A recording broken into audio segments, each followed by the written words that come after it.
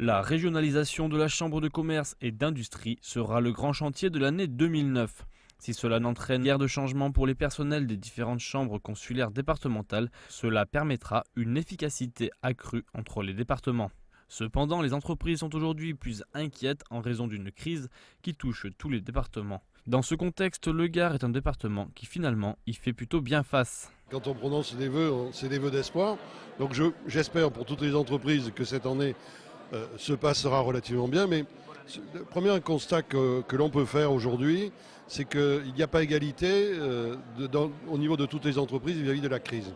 Il y a des entreprises qui passent à travers la crise, leur positionnement, leurs investissements, leur métier. Et puis il y a des entreprises qui sont impactées de façon forte. En France, c'est l'automobile qui est montré du doigt comme sévèrement touché. Et pourtant, toujours dans le département, les concessionnaires semblent tenir le choc. La situation est assez contrastée suivant les types de véhicules et les marques. Les marques généralistes avec des offres en petits véhicules s'en tirent plutôt bien, voire plutôt même très bien. Il y a un engouement très fort actuellement à la suite des mesures gouvernementales sur le remplacement des véhicules anciens. Pour vous, les mesures ont sauvé le marché? Elles ont contribué du moins à court terme, là immédiatement, à passer à travers un petit peu une période qui aurait été très difficile. Du côté du Conseil des prud'hommes, si les temps sont durs pour les entreprises gardoises, elles ne se présentent pas pour autant les unes après les autres.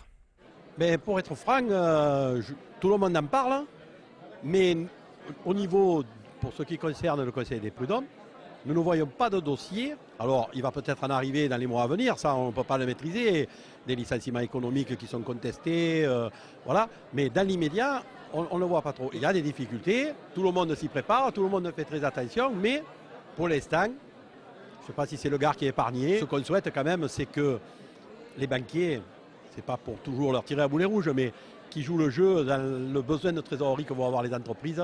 Si le département du Gard n'est pas sinistré par la crise, il n'est pas pour autant à l'abri. Il s'agit peut-être d'une question de mois.